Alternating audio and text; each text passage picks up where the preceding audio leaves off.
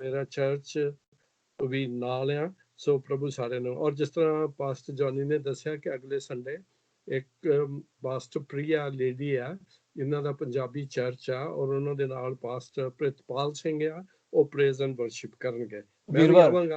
वीरवार संडे नहीं, वीरवार सॉरी, हाँ नहीं, थर्सडे अगली मीटिंग 20 तरीक ਨੂੰ। याद रखना ਹੁਣ अगली मीटिंग अगले थर्सडे हो जानी है। Praise God. हाँ जी, चलिए परमेश्वर ਦੇ वचन ਵੱਲ। हालेलुया। परमेश्वर ਦਾ वचन हालेलुया।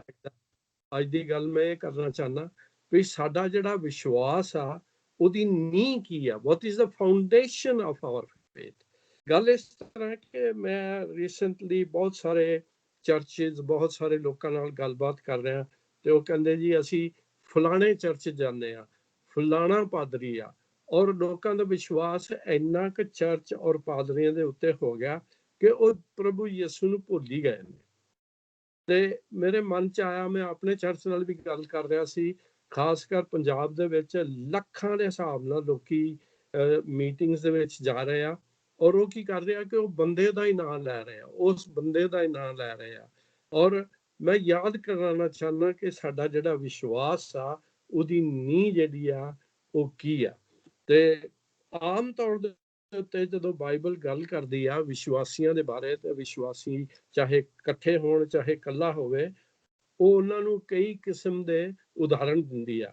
ਜਾਣੀ ਕਿ ਇੱਕ ਵਿਸ਼ਵਾਸੀ ਐਸਾ ਆ ਜਿਹੜਾ ਕਿ ਉਸ ਰੁੱਖ ਵਾਂਗੂ ਆ ਜਿਹੜਾ ਪਾਣੀ ਦੇ ਕੰਢਿਆਂ ਦੇ ਉੱਤੇ ਲੱਗਿਆ ਦਾ, ਤੇ ਉਹਦੇ ਪੱਤੇ ਨਹੀਂ ਕਦੀ ਮੁਰਝਾਉਂਦੇ ਔਰ ਹਮੇਸ਼ਾ ਟਾਈਮ ਦੇ ਉੱਤੇ ਉਹ ਫੜ ਲਿਆਂਦਾ। ਇਹ ਵੀ ਵਿਸ਼ਵਾਸੀ ਆ। ਫਿਰ ਇੱਕ ਵਿਸ਼ਵਾਸੀ ਐਸਾ ਆ ਜਿਹੜਾ ਕਿ ਇੱਕ ਭੇਡ ਵਾਂਗੂ ਆ, ਜਿਹਨੂੰ ਪ੍ਰਭੂ ਲੱਭਦਾ ਫਿਰਦਾ ਆ, ਗਵਾਚੀ ਹੋਈ ਭੇਡ ਵੀ ਆ।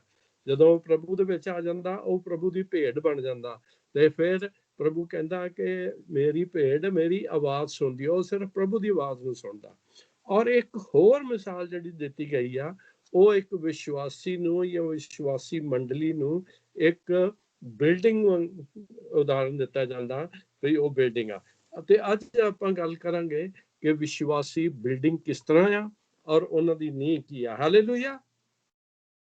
बोलिया करो हालेलुया। एक जना सब म्यूट पे है, सब म्यूट पे है बस। अच्छा, एक जना ओके, दैट कंफर्म्स। हाँ जी, मेरे नाल तुसी देखो जूड यहूदा दी पत्री और ओदा इको ही चैप्टर आ, सो कंफ्यूजन ना रहे। और ओदी 20 वर्ष लिखिया, पर तुसी हे भराओ अपने आप नू अपनी पवित्र निश्चा उते उसारी जाओ ਅਤੇ ਪਵਿੱਤਰ ਆਤਮਾ ਵਿੱਚ ਪ੍ਰਾਰਥਨਾ ਕਰਦੇ ਰਹੋ। ਉਸਾਰੀ ਜਾਣਾ, ਇੰਗਲਿਸ਼ ਦਾ ਵਰਡ ਆ ਬਿਲਡ ਅਪ, ਯਾਨੀ ਬਣਾਉਣਾ। It's like a building. ਉਸਾਰੀ ਜਾਓ। ਇੱਕ ਜਿਸ ਤਰ੍ਹਾਂ ਰੱਦਾ ਰੱਖਿਆ ਜਾਂਦਾ, ਫਿਰ ਦੂਜਾ ਰੱਖਿਆ ਜਾਂਦਾ, ਫਿਰ ਤੀਜਾ, ਕੰਧ ਬਣਦੀ ਜਾਂਦੀ ਆ, ਬਿਲਡਿੰਗ ਖੜੀ ਹੁੰਦੀ ਜਾਂਦੀ ਆ। ਇਸੇ ਤਰ੍ਹਾਂ ਹੀ ਉਹ ਕਹਿੰਦਾ ਕਿ ਇਹ ਪਿਆਰਿਓ ਆਪਣੇ ਆਪ ਨੂੰ ਆਪਣੀ ਪਵਿੱਤਰ ਨਿਸ਼ਚਾ ਉੱਤੇ, ਪਵਿੱਤਰ ਨਿਸ਼ਚਾ, ਯੋਰ ਹੋਲੀ ਬਿਲੀਵ, ਉਹਦੇ ਉੱਤੇ ਤੁਸੀਂ ਹੋਲੀ ਫੇਥ ਦੇ ਉੱਤੇ ਤੁਸੀਂ build yourself. So it's like a building, you know. ਔਰ ਇਸ ਗੱਲ ਨੂੰ ਮੈਂ ਪ੍ਰੂਵ ਕਰਨ ਦੇ ਵਾਸਤੇ ਕਿ our faith now is like a building, ਇੱਕ ਹਵਾਲਾ ਮੈਂ ਹੋਰ ਪੜ੍ਹਨਾ ਚਾਹੁੰਦਾ। ਪਹਿਲਾ ਕਰੰਥੀਓ 3 ਚੈਪਟਰ, ਪਹਿਲਾ ਕਰੰਥੀਓ ਨਏ ਨਿਯਮ ਦੇ ਵਿੱਚ 3 ਚੈਪਟਰ ਤੇ ਉਹਦੀ 9ਵੀਂ ਤੇ 10ਵੀਂ ਆਇਤ ਇੱਥੇ ਲਿਖਿਆ, ਕਿਉਂ ਜੋ ਅਸੀਂ ਕੰਮ ਕਰਨ ਵਿੱਚ ਪਰਮੇਸ਼ਵਰ ਦੇ ਸਾਂਝੀ ਹਾਂ, ਤੁਸੀਂ ਪਰਮੇਸ਼ਵਰ ਦੀ ਖੇਤੀ ਅਤੇ ਪਰਮੇਸ਼ਵਰ ਦਾ ਭਵਨ ਹੋ। ਤਾਂ ਫਿਰ ਅਸੀਂ ਇੱਕ ਭਵਨ ਦੇ ਨਾਲ ਕੰਪੇਅਰ ਕੀਤੇ ਗਏ ਹਾਂ। ਔਰ 10ਵੀਂ ਆਇਤ ਚ ਕਹਿੰਦਾ, ਪਰਮੇਸ਼ਵਰ ਦੀ ਕਿਰਪਾ ਦੇ ਅਨੁਸਾਰ ਜੋ ਮੈਨੂੰ ਦਾਨ ਹੋਈ, ਮੈਂ ਸਿਆਣੇ ਰਾਜ ਮਿਸਤਰੀ ਵਾਂਗੂ ਨੀਂਹ ਰੱਖੀ। ਪੌਲੁਸ ਕਹਿ ਰਿਹਾ ਕਿ ਜਿਹੜੀ ਕਿਰਪਾ ਉਹਦੇ ਤੇ ਹੋਈ, ਜਦੋਂ ਵੀ ਕੋਈ ਚਰਚ ਬਣਾਇਆ ਜਾਂਦਾ, ਚਰਚ ਸ਼ੁਰੂ ਕੀਤਾ ਜਾਂਦਾ, ਜਿਸ ਤਰ੍ਹਾਂ ਕਿ ਸਾਈਪਰਸ ਦੇ ਵਿੱਚ ਚਰਚ ਸ਼ੁਰੂ ਹੋਇਆ, ਉਹਦੀ ਨੀਂਹ ਰੱਖੀ ਗਈ, ਉਹ ਸ਼ੁਰੂ ਕੀਤਾ ਗਿਆ। ਲੇਕਿਨ ਹੋਇਆ ਕਿਸ ਤਰ੍ਹਾਂ? ਪ੍ਰਭੂ ਦੀ ਕਿਰਪਾ ਹੋਈ। Hallelujah, it's the grace of God. ਔਰ ਫਿਰ ਕੀ ਹੋਇਆ? ਮੈਂ ਸਿਆਣੇ ਰਾਜ ਮਿਸਤਰੀ ਵਾਂਗੂ ਨੀਂਹ ਰੱਖੀ ਅਤੇ ਦੂਜਾ ਉਸ ਉੱਤੇ ਉਸਾਰੀ ਕਰਦਾ ਹੈ। ਸੋ ਹਰੇਕ ਸੁਚੇਤ ਰਹੇ ਕਿ ਕਿਸ ਤਰ੍ਹਾਂ ਦੀ ਉਸਾਰੀ ਕਰਦਾ ਹੈ। ਦਿਸ ਇਜ਼ ਵੈਰੀ ਇੰਪੋਰਟੈਂਟ ਕਿ ਉਸਾਰੀ ਕਿਸ ਤਰ੍ਹਾਂ ਦੀ ਹੁੰਦੀ ਹੈ। ਇਹ ਗੱਲ ਹੁਣ ਅੱਗੇ ਵੱਧਦੀ ਚਲੀ ਜਾਣੀ ਆ। ਸੋ ਇਹ ਫੈਸਲਾ ਹੋ ਗਿਆ ਕਿ ਅਸੀਂ ਜਿਹੜੇ ਵਿਸ਼ਵਾਸੀ ਆ, ਅਸੀਂ ਇੱਕ ਇਮਾਰਤ ਬਿਲਡਿੰਗ ਜਾਂ ਇੱਕ ਭਵਨ ਵਾਂਗੂ ਆ। ਔਰ ਹੁਣ ਅੱਗੇ ਚੱਲ ਕੇ ਅਸੀਂ ਦੇਖਦੇ ਹਾਂ ਕਿ ਪੌਲੁਸ ਕਹਿੰਦਾ ਕਿ ਇੱਕ ਸਿਆਣੇ ਮਿਸਤਰੀ ਵਾਂਗੂ ਮੈਂ ਨੀਂਹ ਰੱਖੀ ਔਰ ਦੂਜਾ ਉਹਦੇ ਉੱਤੇ ਬਣਾਉਂਦਾ। ਅੱਜ ਦੇਖੋ ਅੱਜ ਦਾ ਚਰਚ ਜਿਹੜਾ ਆ, ਪਾਸਟਰ ਜੌਨੀ ਉਹਦੇ 'ਚ ਹਿੱਸਾ ਲੈ ਰਹੇ ਨੇ, ਪਾਸਟਰ ਦੇ ਅੱਗੋਂ ਵੀ ਕਈ ਜਣੇ ਆਉਂਦੇ ਨੇ, ਮੈਂ ਵੀ ਕਦੀ ਆ ਜਾਂਦਾ। ਲੇਕਿਨ ਹੋ ਸਕਦਾ ਅੱਜ ਦੇ ਬਾਅਦ ਕੋਈ ਹੋਰ ਆ ਕੇ ਉਹਦੇ ਉਸੇ ਨੀਂਹ ਦੇ ਉੱਤੇ ਉਹਨੂੰ ਬਣਾਉਂਦਾ ਚਲਾ ਜਾਵੇ। ਲੇਕਿਨ ਧਿਆਨ ਇਹ ਰੱਖਣਾ ਕਿ ਉਹ ਨੀਂਹ ਉਹਦੀ ਕੀ ਆ। ਮੈਂ ਇਹ ਐਕਸਪਲੇਨ ਕਰਾਂਗਾ। ਹੁਣ ਤੁਹਾਡੇ ਚੋਂ ਬਹੁਤ ਸਾਰੇ ਮੇਰੇ ਖਿਆਲ ਬਿਲਡਿੰਗ ਵਰਕ ਕਰਦੇ ਨੇ ਤੇ ਬਹੁਤ ਸਾਰਿਆਂ ਨੂੰ ਪਤਾ ਜਿਹੜੀ ਕੋਈ ਵੀ ਬਿਲਡਿੰਗ ਆ ਉਹਦਾ ਜਿਹੜਾ ਸਾਈਜ਼, ਉਹਦੀ ਹਾਈਟ, ਉਹਦੀ ਵਿਡਥ, ਉਹਦਾ ਸਾਈਜ਼ ਜਿਹੜਾ ਉਹ ਫਾਊਂਡੇਸ਼ਨ ਤੇ ਡਿਪੈਂਡ ਕਰਦਾ। ਹਾਲੇਲੂਇਆ। ਜਿੰਨੀ ਹਾਲੇਲੂਇਆ ਹਾਲੇਲੂਇਆ ਜਿੰਨੀ ਓਕੇ ਇਹ ਮੈਂ ਸਿਰਫ ਇਹ ਧਿਆਨ ਕਰਨਾ ਹਾਲੇਲੂਇਆ ਇਸ ਕਰਕੇ ਵੀ ਕੋਈ ਸੌਂਤ ਨਹੀਂ ਗਿਆ। ਹਾਂਜੀ, ਤੇ ਜਿੰਨੀ ਤਗੜੀ ਅੱਛੀ ਨੀਂਹ ਹੋਏਗੀ ਓਡੀ ਤਗੜੀ ਬਿਲਡਿੰਗ ਉਹ ਬਣਦੀ ਜਾਏਗੀ। ਕਿਉਂਕਿ ਮਾੜੀ ਨੀਂਹ ਤੇ ਮਾੜੀ ਬਿਲਡਿੰਗ, ਇੰਡੀਆ ਦੇ ਵਿੱਚ ਅਕਸਰ ਕੀ ਕਰਦੇ ਆ ਕਿ ਐਵੇਂ ਥੋੜੀ ਜਿਹੀ ਨੀਂਹ ਪੁੱਟ ਕੇ ਤੇ ਉੱਤੇ ਬਿਲਡਿੰਗ ਖੜੀ ਕਰਦੇ ਆ। ਉਹਦਾ ਨਤੀਜਾ ਕੀ ਹੁੰਦਾ ਕਿ ਉਹ ਬਿਲਡਿੰਗ ਜਿਹੜੀ ਆ ਉਹ ਢੱਠ ਜਾਂਦੀ ਆ। ਹੁਣ ਇਹੋ ਹੀ ਗੱਲ ਜਿਹੜੀ ਆ ਕ੍ਰਿਸਚਨ ਵਿਸ਼ਵਾਸ ਦੇ ਵਿੱਚ ਵੀ ਲਾਗੂ ਹੁੰਦੀ ਆ। ਅਗਰ ਤੁਹਾਡੇ ਵਿਸ਼ਵਾਸ ਦੀ ਨੀਂਹ ਪੱਕੀ ਨਹੀਂ ਆ, ਡੂੰਘੀ ਨਹੀਂ ਆ, ਤੇ ਫਿਰ ਤੁਹਾਡਾ ਵਿਸ਼ਵਾਸ ਢਹਿ ਜਾਣਾ। ਮੈਂ ਪਾਸਟਰ ਜਾਨੀ ਨਾਲ ਅਕਸਰ ਕਹਿੰਦਾ ਹੁੰਦਾ ਕਿ ਮੇਰਾ ਚਰਚ ਲਾਈਫ ਦੇ ਵਿੱਚ ਕਾਫੀ ਐਕਸਪੀਰੀਅੰਸ ਹੋ ਗਿਆ। ਮੈਂ ਕੋਈ ਫੜ ਨਹੀਂ ਮਾਰ ਰਿਹਾ, ਇਹ ਸਿਰਫ ਮੇਰੀ ਏਜ ਦਾ ਮਸਲਾ ਆ ਕਿ ਮੈਂ ਬੁੱਢਾ ਹੋ ਗਿਆ ਇਹੋ ਹੀ ਕੰਮ ਕਰਦਿਆਂ। ਹਾਂਜੀ, ਤੇ ਉਹਦੇ ਵਿੱਚ ਬਹੁਤ ਸਾਰੀਆਂ ਚੀਜ਼ਾਂ ਟਾਈਮ ਦੇ ਨਾਲ ਤੁਹਾਨੂੰ ਦੇਖਣ ਵਾਲੀਆਂ ਮਿਲਦੀਆਂ ਨੇ। ਸਾਡੇ ਚਰਚ ਦੇ ਵਿੱਚ ਬਹੁਤ ਸਾਰੇ ਲੋਕੀ ਆਏ ਤੇ ਬਹੁਤ ਸਾਰੇ ਲੋਕੀ ਆ ਕੇ ਥੋੜੇ ਦਿਨ ਰਹੇ, ਦੇਖਿਆ ਦੁਖਿਆ। ਉਹਨਾਂ ਦੀ ਨੀਂਹ ਪੱਕੀ ਨਹੀਂ ਸੀ। ਉਹ ਆਪਣਾ ਧਰਮ ਵੀ ਛੱਡ ਕੇ ਬਪਤਿਸਮਾ ਵੀ ਲੈ ਲਿਆ ਤੇ ਥੋੜੇ ਦਿਨਾਂ ਬਾਅਦ ਉਹ ਚਲੇ ਗਏ। ਉਹਨਾਂ ਦੀ ਨੀਂਹ ਪੱਕੀ ਨਹੀਂ ਸੀ, ਉਹ ਬਿਲਡਿੰਗ ਢਹਿ ਗਈ। ਹਾਂਜੀ, ਬਹੁਤ ਸਾਰੀਆਂ ਦੁਆਵਾਂ ਕੀਤੀਆਂ ਗਈਆਂ, ਬਹੁਤ ਸਾਰੇ ਪ੍ਰੋਗਰਾਮ ਬਣਾਏ ਗਏ, ਲੇਕਿਨ ਪ੍ਰੋਬਲਮ ਇਹ ਹੋਇਆ ਉਹਨਾਂ ਦੇ ਇਰਾਦੇ ਵੀ ਠੀਕ ਸੀ, ਸਭ ਕੁਝ ਠੀਕ ਸੀਗਾ, ਲੇਕਿਨ ਹੋਇਆ ਇਹ ਕਿ ਉਹ ਸਿਰਫ ਇੱਕ ਜਿਹਨੂੰ ਕਿਹਾ ਜਾਂਦਾ ਨਾ ਇਕੱਠੀ ਹੋਈ ਬਿਲਡਿੰਗ, ਮਲਬਾ ਜਿਹਨੂੰ ਕਹਿੰਦੇ ਆ, ਉਹ ਹੀ ਰਹਿ ਗਿਆ। ਹੁਣ ਇਹੋ ਹੀ ਗੱਲ ਜਿਹੜੀ ਆ ਇਹ ਸਾਡੇ ਤੇ ਵੀ ਲਾਗੂ ਹੁੰਦੀ ਆ। As a church, as a believers, this also employs. ਹੁਣ ਇਸੇ ਰੈਫਰੈਂਸ ਦਾ 1 Corinthians chapter 3 ਤੇ 11ਵੀਂ ਵਰਸ ਪੜ੍ਹੀਏ। ਹੁਣ 11 ਵਰਸ ਦੇ ਉੱਤੇ ਆ ਗਏ ਹਾਂ, ਧਿਆਨ ਨਾਲ ਸੁਣੋ, ਨੋਟ ਕਰ ਲਓ। ਕਿਉਂ ਜੋ ਉਸ ਨੀਂਹ ਤੋਂ ਬਿਨਾ ਜੋ ਰੱਖੀ ਗਈ ਹੈ ਦੂਜੀ ਕੋਈ ਨੀਂਹ ਨਹੀਂ ਰੱਖ ਸਕਦਾ।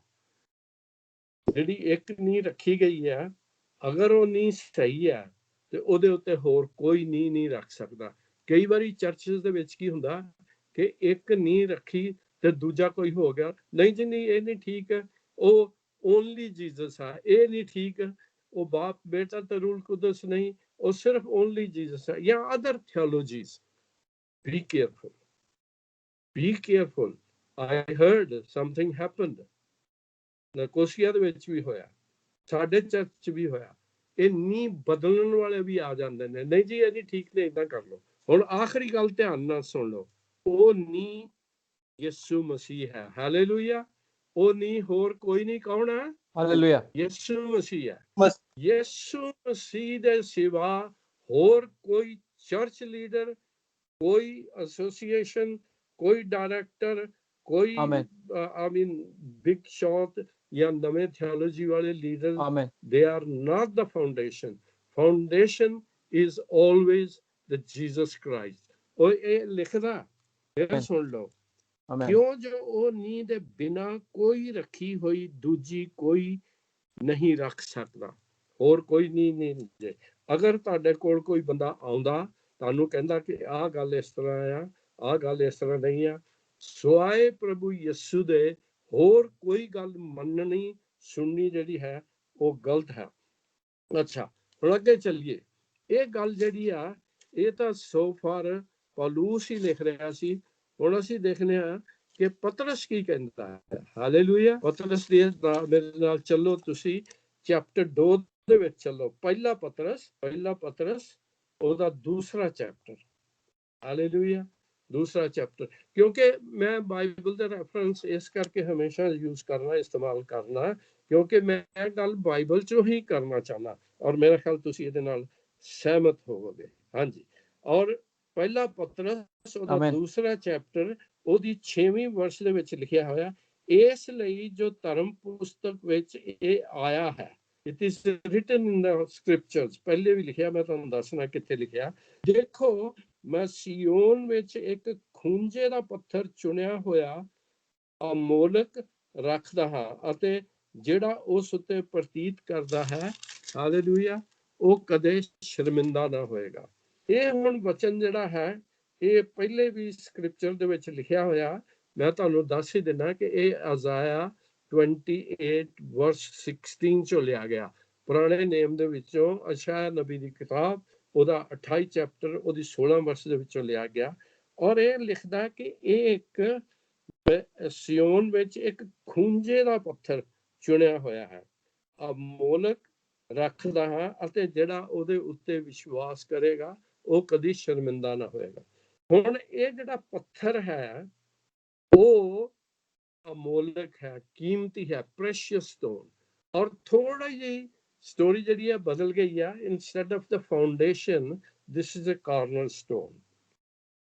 ਅਗੇਨ, ਜਿਹੜੇ ਬਿਲਡਿੰਗ ਸਾਈਟ ਤੇ ਕੰਮ ਕਰਦੇ ਨੇ, ਜਾਂ ਜਿਹੜੇ ਬਿਲਡਿੰਗ ਟ੍ਰੇਡ 'ਚ ਕੰਮ ਕਰਦੇ ਨੇ, ਉਹਨਾਂ ਨੂੰ ਪਤਾ ਵੀ ਜਿਹੜਾ ਖੂੰਜੇ ਦਾ ਪੱਥਰ ਹੈ ਉਹ ਵੀ ਬਹੁਤ ਜ਼ਰੂਰੀ ਆ। ਕਿਸ ਤਰ੍ਹਾਂ ਖੂੰਜੇ ਦੀਆਂ ਇੱਟਾਂ ਹੇਠ ਉੱਤੇ ਉਹਦੇ ਨਾਲ ਇੰਟਰਲੌਕ ਕੀਤੀਆਂ ਜਾਂਦੀਆਂ ਨੇ, ਕਿਉਂਕਿ ਜਿਹੜਾ ਖੂੰਜਾ ਆ ਕਿਸੇ ਬਿਲਡਿੰਗ ਦਾ, ਉਹਨੂੰ ਆਉਂਦੇ ਜਾਂਦੇ ਗੱਡਿਆਂ ਨੇ, ਟਰੱਕਾਂ ਨੇ, ਬੰਦਿਆਂ ਨੇ, ਸਾਈਕਲਾਂ ਨੇ ਟੱਕਰਾਂ ਮਾਰਨੀਆਂ। ਅਗਰ ਉਹ ਬਿਲਡਿੰਗ ਸਟਰੋਂਗ, ਖੂੰਜੇ ਦਾ ਪੱਥਰ ਸਟਰੋਂਗ ਨਹੀਂ ਆ, ਤੇ ਉਹ ਬਿਲਡਿੰਗ ਢਹਿ ਜਾਏਗੀ। ਔਰ ਉਹ ਪੱਥਰ ਕੌਣ ਹੈ? ਜਿਸ ਤਰ੍ਹਾਂ ਕਿ ਅਸੀਂ ਪਹਿਲੇ ਦੇਖਿਆ, ਪਹਿਲਾ ਕਰੰਥੀਅਨ 3 ਚੈਪਟਰ ਦੀ 11 ਵਰਸ, ਉਹ ਨੀਂਹ ਜਿਹੜੀ ਹੈ, ਉਹ ਖੂੰਜੇ ਦਾ ਪੱਥਰ ਜਿਹੜਾ ਹੈ ਉਹ ਪ੍ਰਭੂ ਯਿਸੂ ਹੈ। ਔਰ ਇਹ ਗੱਲ ਪਤਰਸ ਨੇ ਪੁਰਾਣੇ ਨੇਮ ਚ ਲਈ ਹੈ। ਉਹ ਲਿਖਦਾ ਹੈ ਕਿ ਇਹ ਪੁਸਤਕ ਦੇ ਵਿੱਚ ਆਇਆ ਹੈ। ਅੱਛਾ, ਇਹ ਫਿਰ ਖੂੰਜੇ ਦਾ ਪੱਥਰ ਹੋ ਕਿਸ ਤਰ੍ਹਾਂ ਗਿਆ? ਪ੍ਰਭੂ ਯਿਸੂ ਕਿਸ ਤਰ੍ਹਾਂ ਹੋ ਗਿਆ? ਇਹ ਦੋ ਦੀਵਾਰਾਂ ਆਪਸ ਵਿੱਚ ਜੁੜਦੀਆਂ ਸੀ। ਇਹ ਦੀਵਾਰਾਂ ਕੌਣ ਸੀ? ਧਿਆਨ ਨਾਲ ਸੁਣੋ। ਇਹ ਦੋ ਦੀਵਾਰਾਂ, ਇੱਕ ਦੀਵਾਰ ਸੀਗੀ ਯਹੂਦੀ ਬਿਲੀਵਰ, ਜਿਹੜੇ ਯਹੂਦੀ ਵਿਸ਼ਵਾਸੀ ਸੀ, ਤੇ ਇੱਕ ਦੀਵਾਰ ਸੀ ਜਿਹੜੇ ਕਿ ਗੈਰ ਕੌਮਾਂ ਚੋਂ ਬਿਲੀਵਰ ਸੀਗੇ। ਔਰ ਉਹਨਾਂ ਨੂੰ ਇਕੱਠੇ ਰੱਖਣਾ, ਇਕੱਠੇ ਜੋੜਨਾ, ਉਹ ਸੀਗਾ ਪ੍ਰਭੂ ਯਿਸੂ। It only happened because of Jesus Christ. He became the cornerstone who could join two walls of Jews and Gentiles. ਉਹਨਾਂ ਨੂੰ ਇਕੱਠੇ ਰੱਖ ਕੇ, ਔਰ ਫਿਰ ਇੱਕ ਕਲੀਸਿਆ, ਇੱਕ ਚਰਚ ਜਿਹੜਾ ਸੀਗਾ, ਸਟਰੋਂਗ ਬਿਲਡਿੰਗ ਬਣਦੀ ਚਲੀ ਜਾਂਦੀ ਆ। ਔਰ ਜਿਹੜਾ ਉਹਦੇ ਉੱਤੇ ਵਿਸ਼ਵਾਸ ਕਰੇਗਾ, ਹਾਲੇਲੂਇਆ, ਉਹ ਕਦੀ ਸ਼ਰਮਿੰਦਾ ਨਹੀਂ ਹੋਏਗਾ। ਅਗਰ ਕਿਸੇ ਦੀ ਨਹੀਂ ਸਹੀ ਹੈ, ਉਹਦੀ ਨੀਂਹ ਸਹੀ ਆ, ਔਰ ਪ੍ਰਭੂ ਯਿਸੂ ਦੇ ਉੱਤੇ ਆ, ਉਹ ਕਦੀ ਸ਼ਰਮਿੰਦਾ ਨਹੀਂ ਹੋਏਗਾ। ਤੁਹਾਡੇ ਚੋਂ ਬਹੁਤ ਸਾਰੇ ਇਸ ਗੱਲ ਦੀ ਅੱਜ ਗਵਾਹੀ ਦੇਣ ਦੇ ਵਾਸਤੇ ਆ। ਅੱਛਾ, ਇਹਦੇ ਥੋੜਾ ਜਿਹਾ ਪਿੱਛੇ ਚੱਲੀਏ, 4 ਵਰਸ ਦੇ ਵਿੱਚ ਚੱਲੀਏ। ਉੱਥੇ ਲਿਖਿਆ ਦਾ, ਜਿਸ ਦੇ ਕੋਲ ਤੁਸੀਂ ਆਏ ਹੋ, ਜਾਣੋ ਇੱਕ ਜਿਉਂਦੇ ਪੱਥਰ ਕੋਲ, ਜਿਹੜਾ ਮਨੁੱਖਾਂ ਕੋਲੋਂ ਤਾਂ ਰੱਦਿਆ ਗਿਆ, ਪਰੰਤੂ ਪਰਮੇਸ਼ਵਰ ਦੇ ਭਾਣੇ ਚੁਣਿਆ ਗਿਆ। ਜਿਉਂਦਾ ਪੱਥਰ, ਪਹਿਲੇ ਸਾਨੂੰ ਬਾਈਬਲ ਦੇ ਵਿੱਚ ਸਾਨੂੰ ਕਿਹਾ ਗਿਆ ਕਿ ਅਸੀਂ ਕਲੇ ਆ, ਅਸੀਂ ਮਿੱਟੀ ਆ। ਫਿਰ ਪ੍ਰਭੂ ਯਿਸੂ ਦੇ ਆਉਣ ਦੀ ਵਜ੍ਹਾ ਨਾਲ, because he is living, so we are also living stones. I'll talk about that in a minute. Jesus is the living stone, and when you come to him, ਉਹ ਚੁਣਿਆ ਹੋਇਆ, ਮਨੁੱਖਾਂ ਵੱਲੋਂ ਤਾਂ ਰੱਦ ਕੀਤਾ ਗਿਆ। Jews rejected him. ਯਹੂਦੀਆਂ ਨੇ ਉਹਨੂੰ ਰੱਦ ਕਰ ਦਿੱਤਾ, ਨਹੀਂ ਜੀ, ਨਹੀਂ, ਇਹ ਨਹੀਂ ਆ, ਇਹ ਮਸਾਇਆ ਨਹੀਂ ਆ, he is not the foundation. ਪਰ ਚੁਣਿਆ ਪਰਮੇਸ਼ਵਰ ਵੱਲੋਂ ਚੁਣਿਆ ਹੋਇਆ ਸੀ। ਧਿਆਨ ਰੱਖੋ, ਇਹ ਪੱਥਰ ਨੂੰ ਜਿਨ੍ਹਾਂ ਨੇ, ਰਾਜਾ ਨੇ, ਜਿਨ੍ਹਾਂ ਨੇ, ਮਿਸਤਰੀਆਂ ਨੇ ਰੱਦ ਕਰਤਾ, ਉਹ ਚੁਣਿਆ ਹੋਇਆ ਪੱਥਰ ਸੀ। ਫਿਰ 5ਵੀਂ ਆਇਤ ਚ ਕਹਿੰਦਾ, ਤੁਸੀਂ ਆਪ ਹੀ ਜਿਉਂਦੇ ਪੱਥਰ ਦੀ ਨਿਆਈ ਹੋ, ਆਤਮਿਕ ਘਰ ਉਸਾਰੇ ਜਾਣਦੇ ਯਾਜਕ ਦੀ ਪਵਿੱਤਰ ਮੰਡਲੀ ਹੋ। ਹਾਂਜੀ, ਫਿਰ ਕਿਉਂਕਿ ਪ੍ਰਭੂ ਯਿਸੂ ਜਿਉਂਦਾ ਪੱਥਰ ਆ, ਤੇ ਅਸੀਂ ਵੀ ਜਿਉਂਦੇ ਪੱਥਰ ਆ। ਕਿਉਂਕਿ he is living so are we. ਉਹਨੇ ਕਿਹਾ ਕਿ ਮੈਂ ਜੀਵਨ ਹਾਂ, ਤੇ ਉਹਦੀ ਵਜ੍ਹਾ ਨਾਲ ਫਿਰ ਸਾਨੂੰ ਜੀਵਨ ਜਿਹੜਾ ਹੈ ਉਹ ਮਿਲ ਜਾਂਦਾ ਹੈ। ਹਾਂਜੀ, ਸੋ ਫਿਰ ਥੋੜਾ ਜਿਹਾ ਅੱਗੇ ਚੱਲੀਏ। ਹੁਣ ਸਾਡੇ ਕੋਲ ਇੱਕ ਹੋਰ ਉਦਾਹਰਨ ਹੈਗੀ ਆ, ਉਹ ਇਹ ਹੈ ਇਫਸੀਓ 2 ਬਾਬ ਦੀ 20 ਆਇਤ। 2 ਬਾਬ ਦੀ 20 ਆਇਤ ਹੈ। ਉਹਦੇ ਚ ਇਹ ਲਿਖਿਆ ਹੋਇਆ ਹੈ ਕਿ ਇਹ ਨਬੀਆਂ ਦੀ ਨੀਂਹ ਰੱਖੀ ਆ, ਜਿਹੜਾ ਕੋਨੇ ਦਾ ਸਿਰੇ ਦਾ ਪੱਥਰ ਖੁਦ ਪ੍ਰਭੂ ਯਿਸੂ ਹੈ, ਉਹਦੇ ਉੱਤੇ ਫਿਰ ਇਹ ਬਣਾਈ ਜਾਂਦੀ ਹੈ। ਐਫੀਸੀਅਨ 2:20 ਇਹ ਨੀਂਹ ਜਿਹੜੀ ਆ ਰੱਖੀ, ਔਰ ਨਬੀਆਂ ਔਰ ਰਸੂਲਾਂ ਨੇ, ਔਰ ਫਿਰ ਪ੍ਰਭੂ ਯਿਸੂ ਜਿਹੜਾ ਕੋਨੇ ਦਾ ਸਿਰੇ ਦਾ ਪੱਥਰ ਸੀਗਾ, ਉਹਦੇ ਉੱਤੇ ਇਹ ਬਣਾਉਣਾ ਸ਼ੁਰੂ ਕਰਤਾ। ਹਾਲੇਲੂਇਆ। ਅੱਛਾ, ਜਿਸ ਤਰ੍ਹਾਂ ਮੈਂ ਦੱਸਿਆ ਕਿ ਇਹ ਜਦੋਂ ਯਹੂਦੀਆਂ ਨੇ ਉਹਨੂੰ ਰੱਦ ਕਰ ਦਿੱਤਾ, ਲੇਕਿਨ ਪਰਮੇਸ਼ਵਰ ਨੇ ਉਹਦਾ ਸਾਥ ਦਿੱਤਾ। God gave him the strength, he died, he was resurrected by the power of the ਪਵਿੱਤਰ ਆਤਮਾ ਦੀ ਸ਼ਕਤੀ ਦੇ ਨਾਲ। ਫਿਰ ਪਰਮੇਸ਼ਵਰ ਨੇ ਉਹਨੂੰ ਖੜਾ ਕੀਤਾ, ਫਿਰ ਉਹਨੂੰ ਆਪਣੇ ਪਰਮੇਸ਼ਵਰ ਨੂੰ ਆਪਣੇ ਸੱਜੇ ਹੱਥ ਬਿਠਾਇਆ। ਸੋ ਉਹ ਇਹ ਸਾਰੀਆਂ ਗੱਲਾਂ ਸਾਨੂੰ ਦੱਸਦੀਆਂ ਨੇ ਕਿ ਉਹ ਪਰਮੇਸ਼ਵਰ ਦਾ ਬੰਦਾ ਸੀ, ਪਰਮੇਸ਼ਵਰ ਵੱਲੋਂ ਸੀਗਾ, ਪਰਮੇਸ਼ਵਰ ਵੱਲੋਂ ਉਹ ਸਥਾਪਿਤ ਕੀਤੀ ਹੋਈ ਉਹ ਨਹੀਂ ਸੀਗੀ। ਅੱਛਾ, 2 ਗੱਲਾਂ ਹੋਈਆਂ ਹੁਣ ਇਹਦੇ ਨਾਲ ਹੀ ਰਵੋ ਤੁਸੀਂ ਅੱਗੇ। 7ਵੀਂ ਆਇਤ, ਪਹਿਲਾ ਪਤਰਸ 2 ਚੈਪਟਰ ਉਹਦੀ 7ਵੀਂ ਆਇਤ। ਉਹ ਤੁਹਾਡੇ ਲਈ ਜਿਹੜੇ ਨਿਸ਼ਚਾ ਕਰਦੇ ਹਨ ਅਮੋਲਕ ਹੈ। ਜਿਹੜੇ ਉਹਦੇ ਤੇ ਨਿਸ਼ਚਾ ਕਰਦੇ ਨੇ, one people who believe on him, he is a precious stone, ਉਹਨਾਂ ਦੇ ਵਾਸਤੇ ਅਮੋਲਕ ਹੈ। ਪਰ ਜਿਹੜੇ ਨਿਸ਼ਚਾ ਨਹੀਂ ਕਰਦੇ, ਜਿਸ ਪੱਥਰ ਨੂੰ ਰਾਜਾ ਨੇ ਰੱਦ ਕੀਤਾ, ਉਹ ਖੂੰਜੇ ਦਾ ਸਿਰੇ ਦਾ ਪੱਥਰ ਹੈ। ਅੱਛਾ, 2 ਗੱਲਾਂ ਨੇ, ਜਾਂ ਤੇ ਤੁਸੀਂ ਉਹਦੇ ਤੇ ਨਿਸ਼ਚਾ ਕਰਦੇ ਹੋ ਜਾਂ ਉਹਦੇ ਉੱਤੇ ਨਿਸ਼ਚਾ ਨਹੀਂ ਕਰਦੇ। ਔਰ 8ਵੀਂ ਆਇਤ 'ਚ ਲਿਖਿਆ ਕਿ ਜਿਹੜੇ ਨਿਸ਼ਚਾ ਨਹੀਂ ਕਰਦੇ ਉਹਨਾਂ ਨੂੰ ਕੀ ਹੋਏਗਾ? ਅਤੇ ਠੋਕਰ ਦਾ ਪੱਥਰ ਅਤੇ ਠੇਡਾ ਖਾਣ ਦੀ ਚਟਾਨ, ਉਹ ਠੋਕਰ ਬਣ ਜਾਂਦੇ ਨੇ। ਠੋਕਰ ਜਿਹੜੇ ਵਿਸ਼ਵਾਸ ਨਹੀਂ ਕਰਦੇ, for them it become a stumbling block and they fall, ਉਹ ਫਿਰ ਡਿੱਗ ਪੈਂਦੇ ਨੇ। ਸੋ ਇਹ ਗੱਲਾਂ ਜਿਹੜੀਆਂ ਨੇ ਤੁਹਾਨੂੰ ਮੈਂ ਫੇਰ ਯਾਦ ਕਰਾ ਦੇਣਾ ਚਾਹੁੰਦਾ ਕਿ ਪੁਰਾਣੇ ਨੇਮ ਤੋਂ ਅਸੀਂ ਦੇਖ ਲਿਆ, ਅਜ਼ਾਇਆ ਨੇ ਵੀ ਲਿਖਿਆ, ਨਏ ਨੇਮ ਦੇ ਨਬੀਆਂ ਨੇ ਵੀ ਲਿਖਿਆ। ਸੋ ਚਟਾਨ ਔਰ ਨੀਂਹ ਜਿਹੜੀ ਹੈ ਉਹ ਸਿਰਫ ਪ੍ਰਭੂ ਯਿਸੂ ਹੈ। ਯਾਦ ਰੱਖੋ, ਨਾ ਹੀ ਇਹ ਕੋਈ ਚਰਚ ਹੈ, ਨਾ ਕੋਈ ਡਿਨੋਮੀਨੇਸ਼ਨ ਹੈ, ਨਾ ਕੋਈ ਪਾਸਟਰ ਹੈ, ਨਾ ਕੋਈ ਲੀਡਰ ਹੈ। ਹਾਲੇਲੂਇਆ। ਔਰ ਕਈ ਚਰਚਸ ਦੇ ਵਿੱਚ ਬੜੇ ਪਖੰਡ ਕੀਤੇ ਜਾਂਦੇ ਨੇ, ਬਹੁਤ ਸਾਰੀਆਂ ਗੱਲਾਂ ਕੀਤੀਆਂ ਜਾਂਦੀਆਂ ਨੇ। they are not actually right things to do. ਇੱਥੇ ਸਾਡੇ ਲਾਗੇ ਇੱਕ ਚਰਚ ਹੈ, I don't know where it is exactly, ਤੇ ਜਿੱਥੇ ਇੱਕ ਜੱਸੀ ਰਹਿੰਦਾ ਉਹਨਾਂ ਦੇ ਘਰ ਦੇ ਲਾਗੇ, ਉਹ ਸੰਡੇ ਨੂੰ ਉਹਨਾਂ ਨੇ ਸਾਰਿਆਂ ਨੇ ਚਿੱਟੇ ਕੱਪੜੇ ਪਾਏ ਹੁੰਦੇ, ਵੱਡੀਆਂ ਵੱਡੀਆਂ ਚਿੱਟੀਆਂ ਟੋਪੀਆਂ ਪਾਈਆਂ ਹੁੰਦੀਆਂ ਨੇ। And if you don't wear white clothes, you're not supposed to enter the church. So what is it based on? ਤੁਹਾਡਾ ਵਿਸ਼ਵਾਸ ਕਾਹਦੇ ਤੇ ਬੇਸਡ ਆ? ਕੱਪੜਿਆਂ ਦੇ ਉੱਤੇ, ਕਿਸੇ creed, church, denomination, leadership, ritual, ਜਾਂ ਤੁਸੀਂ ਚਰਚ ਦੇ ਵਿੱਚ ਆ ਕੇ ਕਿਸ ਤਰ੍ਹਾਂ ਖਲੋਂਦੇ ਹੋ, ਕੀ ਕਰਦੇ ਹੋ? ਲੇਕਿਨ ਸੱਚਾਈ ਇਹ ਹੈ ਕਿ ਇਹ ਚਟਾਨ ਜਿਹੜੀ ਹੈ ਪ੍ਰਭੂ ਯਿਸੂ ਹੈ। ਹੁਣ ਇੱਕ ਪ੍ਰਕਾਸ਼ ਦਾ ਥੋੜਾ ਜਿਹਾ ਹੋਰ ਅੱਗੇ ਵੱਧਦੀ ਗੱਲ, ਟਾਈਮ ਇਜ਼ ਓਕੇ ਯਾ, ਮੇਰੇ ਨਾਲ ਤੁਸੀਂ ਚਲੋ ਮੈਥਿਊ ਚੈਪਟਰ 16 ਚੈਪਟਰ, ਮੱਤੀ ਦੀ ਅੰਜੀਲ ਨਵੇਂ ਨੇਮ ਦੇ ਵਿੱਚ ਪਹਿਲੀ ਕਿਤਾਬ ਆ। ਇੱਥੇ ਇੱਕ ਸਟੋਰੀ ਆ ਜਿਹੜੀ ਕਿ ਪ੍ਰਭੂ ਯਿਸੂ ਨੇ ਬੜੇ ਜ਼ੋਰ ਦੇ ਨਾਲ ਇਹ ਪਤਰਸ ਨੂੰ ਦੱਸੀ। ਇਹ ਕਾਫੀ ਵਰਸਿਸ ਨੇ, ਲੇਕਿਨ ਅਸੀਂ ਇਹ ਦੇਖਾਂਗੇ ਭਈ ਇੱਥੇ ਹੋਇਆ ਕੀ ਹੈ। Sorry, praise God. ਹਾਂਜੀ, ਮੱਤੀ ਦੀ ਅੰਜੀਲ ਤੇ ਉਹਦਾ 16 chapter, actual verses from 13 to 18, ਪਰ ਟਾਈਮ ਦੀ ਵਜ੍ਹਾ ਨਾਲ ਅਸੀਂ ਸਾਰੀ ਗੱਲ ਨਹੀਂ ਪੜ੍ਹਦੇ। ਇੱਥੇ ਲਿਖਿਆ ਹੈ ਕਿ ਪ੍ਰਭੂ ਯਿਸੂ ਜਦੋਂ ਕੈਸਰੀਆ ਫਿਲਿੱਪੀ ਦੇ ਇਲਾਕੇ ਵਿੱਚ ਆਣ ਕੇ ਆਪਣੇ ਚੇਲਿਆਂ ਨੂੰ ਪੁੱਛਿਆ ਕਿ ਲੋਕ ਮੈਨੂੰ ਕੀ ਕਹਿੰਦੇ ਨੇ, ਤੇ ਉਹਨਾਂ ਨੇ ਕਈ ਕਿਸਮ ਦੇ ਜਵਾਬ ਦਿੱਤੇ। ਲੇਕਿਨ 16ਵੀਂ ਵਰਸ ਲਿਖਿਆ, ਪਰ ਸ਼ਮੌਨ ਪਤਰਸ ਨੇ ਉੱਤਰ ਦਿੱਤਾ, ਤੂੰ ਮਸੀਹ ਜਿਉਂਦਾ ਪਰਮੇਸ਼ਵਰ ਦਾ ਪੁੱਤਰ ਹੈ। ਇਹ ਗੱਲ ਸ਼ਮੌਨ ਪਤਰਸ ਜਿਹੜਾ ਪ੍ਰਭੂ ਦਾ ਚੇਲਾ ਸੀ, ਉਹਨੇ ਕਿਹਾ ਕਿ ਤੂੰ ਸ਼ਮੌਨ ਪਤਰਸ ਜਿਉਂਦੇ ਪਰਮੇਸ਼ਵਰ ਦਾ ਪੁੱਤਰ ਹੈ। ਔਰ ਇਹ ਗੱਲ ਸਹੀ ਸੀ, ਗੱਲ ਤਾਂ ਉਹਨੇ ਸਹੀ ਕਰ ਲਈ, ਲੇਕਿਨ ਹੁਣ ਪ੍ਰਭੂ ਯਿਸੂ ਨੇ ਉਹਦਾ ਥੋੜਾ ਜਿਹਾ ਅੱਗੇ ਹੋਰ ਐਕਸਪਲੇਨ ਕੀਤਾ। ਯਿਸੂ ਨੇ ਉਸ ਨੂੰ ਉੱਤਰ ਦਿੱਤਾ, ਧੰਨ ਹੈ ਤੂੰ ਸ਼ਮੌਨ ਬਰ-ਜੋਨਾ, ਕਿਉਂਕਿ ਜੋ ਸਰੀਰ ਅਤੇ ਲਹੂ ਨੇ ਨਹੀਂ, ਸਗੋਂ ਮੇਰੇ ਪਿਤਾ ਨੇ ਜਿਹੜਾ ਸਵਰਗ ਵਿੱਚ ਹੈ, ਇਹ ਗੱਲ ਤੇਰੇ ਉੱਤੇ ਪ੍ਰਗਟ ਕੀਤੀ ਹੈ।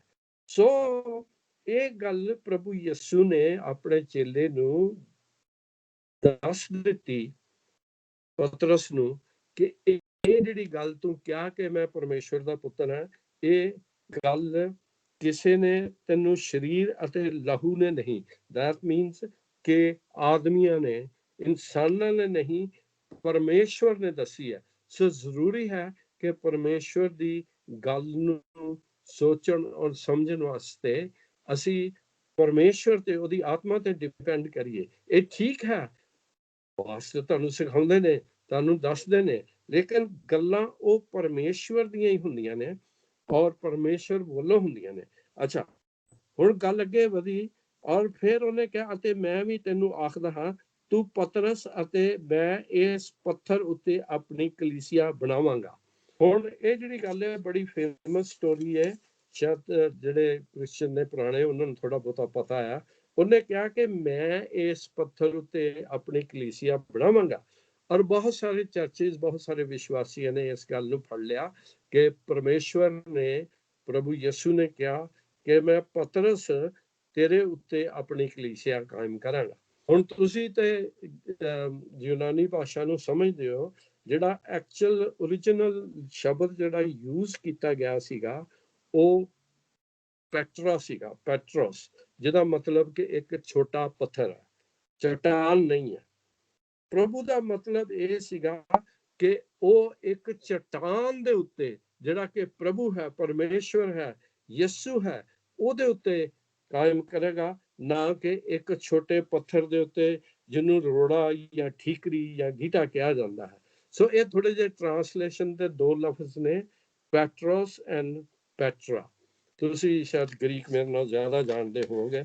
ਸੋ ਇਹ ਕਨਫਿਊਜ਼ਨ ਦੂਰ ਕਰਨ ਦੇ ਵਾਸਤੇ ਇਹ ਜ਼ਰੂਰੀ ਹੈ ਕਿ ਇਹ ਸੱਚਾਈ ਨੂੰ ਜਾਣਿਆ ਜਾਵੇ ਕਿ ਪਤਰਸ ਦੇ ਉੱਤੇ ਕਲੀਸਿਆ ਕਾਇਮ ਨਹੀਂ ਹੋਈ। ਉਹਦੀ ਵਜ੍ਹਾ ਇਹ ਹੈ ਕਿ ਥੋੜਾ ਜਿਹਾ ਅੱਗੇ ਚੱਲੀਏ ਤੇ ਪਤਰਸ ਜਿਹੜਾ ਸੀਗਾ ਉਹ ਆਮ ਇਨਸਾਨਾਂ ਵਰਗਾ ਸੀਗਾ, ਉਸੇ ਤਰ੍ਹਾਂ ਕਮਜ਼ੋਰ ਸੀ, ਉਸੇ ਤਰ੍ਹਾਂ ਤੁਹਾਡੇ ਮੇਰੇ ਵਾਂਗੂ ਭੁੱਲਣਹਾਰ ਸੀਗਾ।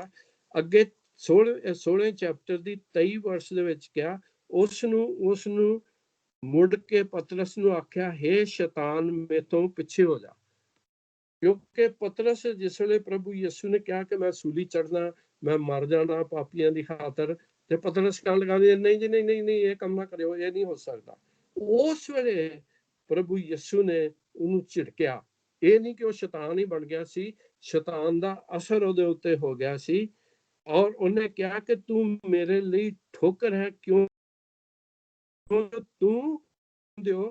ਜੋ ਤੂੰ ਪਰਮੇਸ਼ਵਰ ਦੀਆਂ ਨਹੀਂ ਪਰ ਮਨੁੱਖਾਂ ਦੀਆਂ ਗੱਲਾਂ ਕਰਦਾ ਹੈ। ਹਾਲੇਲੂਇਆ। ਇਹ ਜ਼ਰੂਰੀ ਹੈ ਕਿ ਧਿਆਨ ਦਿੱਤਾ ਜਾਵੇ ਕਿ ਅਸੀਂ ਪਰਮੇਸ਼ਵਰ ਦੀਆਂ ਗੱਲਾਂ ਕਰਨੇ ਆ ਕਿ ਮਨੁੱਖਾਂ ਦੀਆਂ ਗੱਲਾਂ ਕਰਨੇ ਆ। ਕਈ ਵਾਰੀ ਸਾਡੇ ਇਰਾਦੇ ਬੜੇ ਸ਼ਾਨਦਾਰ ਹੁੰਦੇ ਨੇ, ਚਰਚ ਦੇ ਵਿੱਚ ਅਸੀਂ ਬਹੁਤ ਕੁਝ ਕਰਨਾ ਚਾਹੁੰਦੇ ਆ। ਇਹ ਕਾਫੀ ਹਾਂਜੀ, ਤੇ ਇਹ ਧਿਆਨ ਰੱਖੋ ਕਿ ਗੱਲਾਂ ਪਰਮੇਸ਼ਵਰ ਦੀਆਂ ਹੋਣ। ਇਸ ਕਰਕੇ ਪਤਰਸ ਇਹੋ ਜਿਹਾ ਬੰਦਾ ਨਹੀਂ ਸੀ ਜਿਹਦੇ ਉੱਤੇ ਕਲੀਸਿਆ ਬਣ ਸਕੇ। ਪਤਰਸ ਇਹੋ ਜਿਹਾ ਬੰਦਾ ਸੀ ਜਿਹੜਾ ਕਿ ਪਰਮੇਸ਼ਵਰ ਦੀਆਂ ਨਹੀਂ, ਇਨਸਾਨਾਂ ਦੀਆਂ ਗੱਲਾਂ ਕਰਦਾ ਸੀਗਾ। ਔਰ ਅਸੀਂ ਜਾਣਦੇ ਹਾਂ ਕਿ ਠੀਕ ਹੈ, ਪਤਰਸ ਜਿਹੜਾ ਸੀ ਬੜਾ ਜੋਸ਼ ਰੱਖਦਾ ਸੀ। ਯਾਦ ਹੈ ਇੱਕ ਬੰਦੇ ਦਾ ਕੰਨ ਹੀ ਵੱਢ ਦਿੱਤਾ ਉਹਨੇ, ਲੇਕਿਨ ਜਦੋਂ ਮੌਕਾ ਆਇਆ ਤੇ ਮੁੱਕਰ ਵੀ ਗਿਆ ਜਦੋਂ ਉਹ ਦਾਸੀ ਨੇ ਉਹਨੂੰ ਪੁੱਛਿਆ। ਸੋ he wasn't that rock, he wasn't that foundation। ਪੱਕਾ ਬੰਦਾ ਨਹੀਂ ਸੀ। ਗੱਲ ਮੈਂ ਜਲਦੀ ਕਰ ਰਿਹਾ। ਗੱਲ ਕੀ ਹੈ ਹੁਣ? ਗੱਲ ਜਿਹੜੀ ਆ ਉਹ ਸਾਡਾ ਜਿਹੜਾ ਵਿਸ਼ਵਾਸ ਆ, ਸਾਡੀ ਜਿਹੜੀ ਨੀਂਹ ਆ, ਉਹ ਚਟਾਨ ਹੈ, ਉਹ ਰੌਕ ਹੈ। ਇੱਕ ਹਵਾਲਾ ਮੈਂ ਤੁਹਾਨੂੰ ਹੋਰ ਦੱਸਣਾ ਚਾਹੁੰਦਾ। ਹਾਲੇਲੂਇਆ। 18 ਜ਼ਬੂਰ ਦੀ 2 ਵਰਸ ਦੇ ਵਿੱਚ ਲਿਖਿਆ ਯਹੋਵਾ ਮੇਰੀ ਚਟਾਨ, ਮੇਰਾ ਗੜ ਅਤੇ ਮੇਰਾ ਛੁਡਾਓ ਹੈ। ਸੋ ਗੱਲ ਜਿਹੜੀ ਮੁੱਕਦੀ ਆ, ਉਹ ਚਟਾਨ ਹੈ ਕੌਣ? ਉਹ ਚਟਾਨ ਹੈ ਪ੍ਰਭੂ, ਉਹ ਚਟਾਨ ਹੈ ਪ੍ਰਭੂ ਯਿਸੂ। ਔਰ ਸਿਰਫ ਉਹਦੇ ਉੱਤੇ ਹੀ ਵਿਸ਼ਵਾਸ ਜਿਹੜਾ ਹੈ ਕਾਇਮ ਹੋ ਸਕਦਾ ਹੈ। ਅਜ਼ਾਇਆ ਨਬੀ ਵੀ ਲਿਖਦਾ ਹੈ ਕਿ 17 ਬਾਬ ਦੀ 10 ਆਇਤ ਦੇ ਵਿੱਚ ਕਿ ਤੁਸੀਂ ਆਪਣੀ ਚਟਾਨ ਨੂੰ ਭੁੱਲ ਗਏ ਹੋ, ਤੁਸੀਂ ਆਪਣੇ ਪਰਮੇਸ਼ਰ ਨੂੰ ਭੁੱਲ ਗਏ ਹੋ, ਤੁਸੀਂ ਆਪਣੇ ਬਚਾਉਣ ਵਾਲੇ ਨੂੰ ਭੁੱਲ ਗਏ ਹੋ। ਦਾਊਦ ਬਾਦਸ਼ਾਹ ਜਿਹੜਾ ਹੈ ਬਹੁਤ ਵਾਰੀ ਜ਼ਬੂਰਾਂ ਦੇ ਵਿੱਚ ਲਿਖਦਾ ਹੈ ਕਿ ਪਰਮੇਸ਼ਰ ਮੇਰੀ ਚਟਾਨ ਹੈ, ਮੈਂ ਉਹਦੇ ਵਿੱਚ ਲੁਕਦਾ ਹਾਂ, ਉਹ ਮੇਰੀ ਛੁਪਣ ਦੀ ਜਗ੍ਹਾ ਹੈ। ਬਲਕਿ in one time, I think it's in 1 Samuel, actual David physically hid inside a rock। ਜਦੋਂ ਉਹਨੂੰ ਆਪਣੀ ਜਾਨ ਦਾ ਖਤਰਾ ਸੀ ਤਾਂ ਇੱਕ ਗੁਫਾ ਦੇ ਵਿੱਚ ਜਾ ਕੇ ਲੁਕ ਗਿਆ। ਅੱਛਾ, ਇਹ ਹੁਣ ਜਿਹੜੀ ਚਟਾਨ ਜਿਹੜਾ ਪਰਮੇਸ਼ਰ ਨੂੰ ਕਿਹਾ ਜਾਂਦਾ ਹੈ, ਉਹ ਪਰਮੇਸ਼ਵਰ ਹੈ, ਉਹ ਸਾਡੀ ਚਟਾਨ ਹੈ, ਉਹ ਸਾਡੀ he is our rock and he is our salvation। Psalm 62 verse 2, 6 and 7, I can't read all this for the time। ਤੇ ਇਹ ਜ਼ਰੂਰੀ ਹੈ ਕਿ ਦੋ ਗੱਲਾਂ, he is our rock and he is our salvation, ਧਿਆਨ ਦਿਓ। ਇਹ ਦੋਵੇਂ ਗੱਲਾਂ ਇੱਕ ਬੰਦੇ ਲਈ, ਇੱਕ ਸ਼ਕਤੀ ਲਈ ਕਿਹਾ ਜਾਂਦਾ ਕਿ ਉਹ ਸਾਡੀ ਚਟਾਨ ਹੈ, ਉਹ ਹੈ ਪ੍ਰਭੂ ਯਿਸੂ। he is our rock, he is our salvation। ਪੌਲੁਸ ਨੇ ਲਿਖਿਆ ਕਿ ਜਿਸ ਵੇਲੇ ਬਣੀ ਇਸਰਾਇਲ ਕੌਮ ਬਿਆਬਾਨ ਦੇ ਵਿੱਚ ਸੀਗੀ, a rock followed them, ਜਿਹਨੇ ਕਿ ਉਹਨਾਂ ਨੂੰ ਪਾਣੀ ਪਿਆਇਆ। when the rock was smitten, ਜਦੋਂ ਉਹਨੂੰ ਮਾਰਿਆ ਗਿਆ ਤੇ ਉਹਦੇ ਚੋਂ ਪਾਣੀ ਨਿਕਲਿਆ। and he writes ਕਿ that rock was Jesus Christ। ਸੋ ਇਹ ਰੌਕ ਜਿਹੜੀ ਹੈ ਉਹ ਪ੍ਰਭੂ ਯਿਸੂ ਹੈ। ਹੁਣ ਗੱਲ ਇੱਥੇ ਮੁੱਕਦੀ ਹੈ ਕਿ ਇਹ ਪਤਰਸ ਨੂੰ ਇੱਕ ਖਾਸ ਪ੍ਰਕਾਸ਼ ਮਿਲਿਆ ਔਰ ਪ੍ਰਭੂ ਯਿਸੂ ਦੇ ਸਾਹਮਣੇ ਮਿਲਿਆ। ਕਿਸ ਤਰ੍ਹਾਂ ਮਿਲਿਆ? ਇਹ Peter stood face to face with Christ, there was no mediator। ਉਹਦੇ ਵਿੱਚ ਕੋਈ ਵਿਚੋਲਾ ਨਹੀਂ ਸੀ, ਕਿਸੇ ਪਾਦਰੀ ਨੇ, ਕਿਸੇ ਲੀਡਰ ਨੇ ਨਹੀਂ ਪਤਰਸ ਨੂੰ ਤੇ ਪ੍ਰਭੂ ਯਿਸੂ ਨੂੰ ਇੰਟਰੋਡਿਊਸ ਕੀਤਾ। it was a revelation। I'm not condemning pastors and leaders, but they can tell you, but your experience is a personal experience, that ਨਿੱਜੀ experience ਹੋਣਾ ਚਾਹੀਦਾ। ਉਹਦੇ ਵਿੱਚ ਕੋਈ ਵਿਚੋਲਾ ਨਹੀਂ ਹੋਣਾ ਚਾਹੀਦਾ। ਤੁਸੀਂ ਖੁਦ ਪ੍ਰਭੂ ਨੂੰ ਜਾਣੋ। ਜ਼ਰੂਰੀ ਹੈ ਕਿ ਪਾਸਟਰ ਕੋਲੋਂ ਸਿੱਖੋ how to do it, but then at the end of the day, it is your personal experience ਕਿ ਵਾਕਿਆ ਹੀ ਮੈਂ ਪ੍ਰਭੂ ਯਿਸੂ ਨੂੰ ਜਾਣਨਾ, ਕੀ ਉਹਦਾ ਮੁਕਤੀ ਦਾਤਾ ਹੈ, ਕੀ ਮੇਰੀ ਉਹ ਚਟਾਨ ਹੈ। ਅੱਛਾ, ਦੂਸਰੀ ਗੱਲ ਇਹ ਹੈ ਕਿ ਇਹ ਸਿੱਧਾ ਡਾਇਰੈਕਟ ਰੈਵਲੇਸ਼ਨ ਹੈ। ਕੋਈ ਜਿਸ ਤਰ੍ਹਾਂ ਮੈਂ ਕਹਿ ਰਿਹਾ ਕਿ ਉਹਦੇ ਵਿੱਚ ਕੋਈ ਨਹੀਂ, ਇਟ ਵਾਸ ਰਿਵੀਲਡ, ਇਹ ਪਤਰਸ ਨੂੰ ਦੱਸਿਆ ਗਿਆ। ਦੂਸਰੀ ਗੱਲ ਇਹ ਹੈ ਕਿ ਉਹ ਇੱਕ ਦੂਸਰੇ ਦੇ ਸਾਹਮਣੇ ਖੜੇ ਸੀਗੇ। You need to face Jesus, you need to come face to with him। ਇਹ ਠੀਕ ਹੈ ਕਿ at that time he was physically, but these days you can face Jesus। ਤੁਸੀਂ ਉਹਨੂੰ ਮਿਲ ਸਕਦੇ ਹੋ ਪਵਿੱਤਰ ਆਤਮਾ ਦੇ ਰਾਹੀਂ। I will explain to you a little bit more। ਔਰ ਫਿਰ ਜਿਸ ਵੇਲੇ ਉਹਨੂੰ ਪਤਾ ਲੱਗ ਗਿਆ, ਸੱਚਾਈ ਉਹਨੂੰ ਪਤਾ ਲੱਗ ਗਈ ਤੇ ਉਹਨੂੰ ਦੱਸਿਆ, ਤੇ ਉਹਨੇ ਕਿਹਾ ਕਿ you are the Christ, son of the living God। ਇਹ ਗੱਲ ਬਹੁਤ ਜ਼ਰੂਰੀ ਆ। ਮੇਰਾ ਇਹ ਤਜਰਬਾ ਕਹਿੰਦਾ, ਜਦੋਂ ਦੂਸਰੇ ਲੋਕੀ ਚਰਚ ਦੇ ਵਿੱਚ ਆਉਂਦੇ ਆ ਤੇ ਜਦੋਂ ਤੁਸੀਂ ਉਹਨਾਂ ਨੂੰ ਕਹਿੰਦੇ ਹੋ, ਧਿਆਨ ਨਾਲ ਸੁਣਿਓ, ਇਹ ਗੱਲ ਨੋਟ ਕਰ ਲਿਓ, ਉਹ ਕੀ ਉਹਨਾਂ ਨੂੰ ਕਹੋ ਕਿ ਪ੍ਰਭੂ ਯਿਸੂ ਮੁਕਤੀ ਦਾਤਾ ਹੈ, ਹਾਂਜੀ ਸਾਰੇ ਪਰਮੇਸ਼ਵਰ, ਹਾਂਜੀ ਪਰਮੇਸ਼ਵਰ, ਸਭ ਮਾਲਕ ਸਭ ਇੱਕੋ ਹੀ ਹੁੰਦੇ ਆ। They will not confess Jesus, they try to avoid it। ਮੇਰਾ ਪੁਆਇੰਟ ਹੁੰਦਾ ਕਿ ਪ੍ਰਭੂ ਯਿਸੂ ਮੁਕਤੀ ਦਾਤਾ। I sometimes force people, ਅਗਰ ਤੁਸੀਂ ਕਹਿੰਦੇ ਹੋ ਕਿ ਪ੍ਰਭੂ ਯਿਸੂ ਮੇਰਾ ਮੁਕਤੀ ਦਾਤਾ, ਤਾਂ ਫਿਰ ਹਾਂਜੀ ਸਭ ਠੀਕ ਆ, ਇੱਕੋ ਹੀ ਗੱਲ ਆ, ਪਰ ਪਰਮੇਸ਼ਵਰ ਆ, ਉਹੀ ਮਾਲਕ ਆ। No, it's not like that। It has to be Jesus Christ।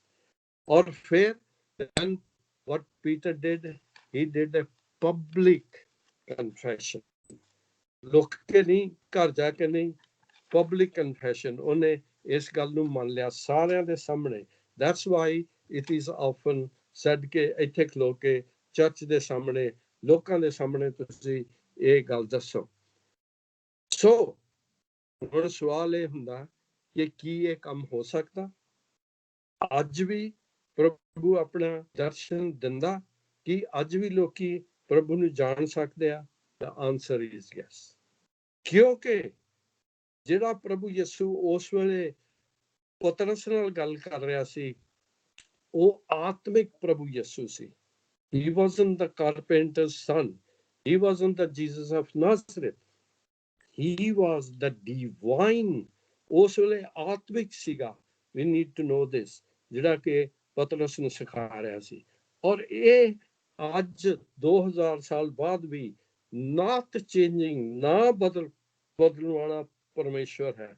Amen. ਜਿਹੜਾ ਕਿ ਸੇਮ ਹੈ।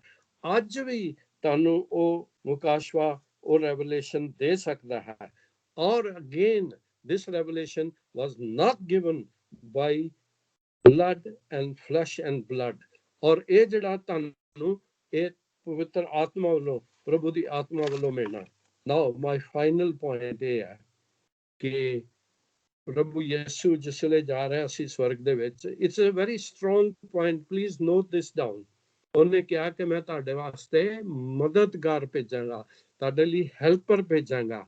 ਔਰ ਉਹਨੇ ਕਿਹਾ ਪਰ ਉਹ ਸਹਾਇਕ ਅਰਥਾਤ ਪਵਿੱਤਰ ਆਤਮਾ ਜਿਸ ਨੂੰ ਪਿਤਾ ਮੇਰੇ ਨਾਮ ਉੱਤੇ ਘੱਲੇਗਾ, ਤੁਹਾਨੂੰ ਸਭ ਕੁਝ ਸਿਖਾਵੇਗਾ ਅਤੇ ਸਭ ਕੁਝ ਚੇਤੇ ਕਰਾਵੇਗਾ। John 14:26, ਯੋਹੰਨਾ 14:26। ਨੋਟ ਕਰ ਲਓ ਕਿ ਜਿਹੜਾ ਪਵਿੱਤਰ ਆਤਮਾ ਸਹਾਇਕ ਜਿਹੜਾ ਪਿਤਾ ਭੇਜ ਰਿਹਾ, ਉਹ ਤੁਹਾਨੂੰ ਸਭ ਕੁਝ ਸਿਖਾਏਗਾ। You know, every day ਮੈਂ ਹੁਣ ਥੋੜਾ ਜਿਹਾ ਮੇਰਾ ਯਾਦ ਜਿਹੜੀ ਹੈ ਇੰਨੀ ਵਧੀਆ ਨਹੀਂ ਰਹੀ। And before every message, I pray, Lord Holy Spirit, please help me. Bring everything to my remembrance. ਅੱਧੀਆਂ ਗੱਲਾਂ ਮੈਨੂੰ ਉਦਾਂ ਹੀ ਭੁੱਲ ਜਾਂਦੀਆਂ ਨੇ। Amen. ਮੈਂ ਘਰੋਂ shopping ਕਰਨ ਜਾਂਦਾ। I go from home from shopping. My wife tells me, and I forget half the things. Sometimes I have to go back. The problem is that is why we have a helper. Whatever Jesus said, ਜੋ ਪ੍ਰਭੂ ਯਿਸੂ ਨੇ ਕਿਹਾ, ਉਹ ਪਵਿੱਤਰ ਆਤਮਾ ਤੁਹਾਨੂੰ ਯਾਦ ਕਰਾ ਦੇਗਾ। And ਇੱਕ ਚੀਜ਼ ਹੋਰ ਯਾਦ ਰੱਖੋ, John chapter 16 verse 13 and 14, ਉਹ ਸੱਚਾਈ ਦਾ ਆਤਮਾ ਹੈ। He is the spirit of truth. Hallelujah.